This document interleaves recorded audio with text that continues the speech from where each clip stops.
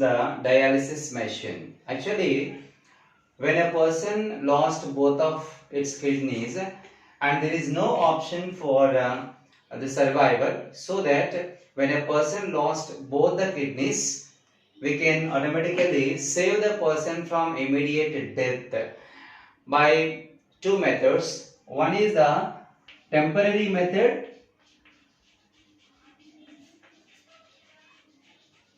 and another is a permanent method. Temporary method and a permanent method. Two methods are there to save the person or the victim from the who's lost both of kidneys, right?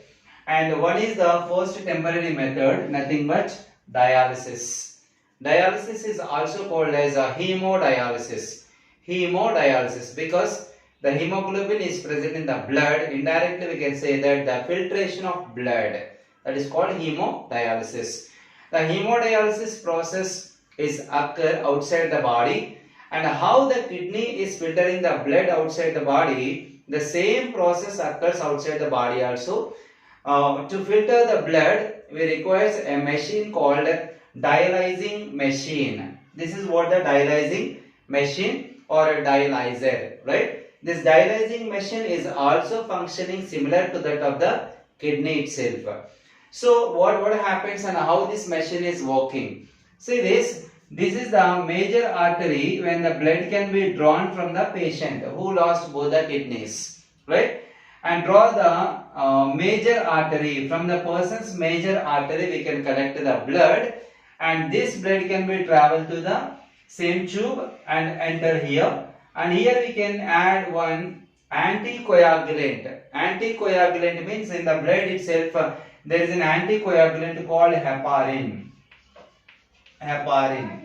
Heparin is the anticoagulant which is added to the blood, which prevents the clotting of blood until the blood filtration process has done. Now the blood enter the dialyzing machine. See this here, some tubes we are finding here. These are the cellophane tubes. When the blood is traveling through the cellophane tubes, the blood can be filtered. Cellophane tubes are the similar structures of the blood capillaries in the glomerulus. While the blood is traveling in the glomerulus or the blood capillaries, blood get filtered. The same way, the cellophane tubes are also similar to that of the structures of capillaries in the glomerulus. So while the blood is traveling in the cellophane tubes, the blood can be filtered and waste materials can be gathered in the gaps itself. You can find the gaps between the tubes also, and these gaps are filled with a plasma like fluid. Generally, in the kidneys itself, the waste materials are collected by the plasma. But in the dialyzing machine, we are using a fluid which is similar to that of the plasma, which is called a dialyzing fluid. Dialyzing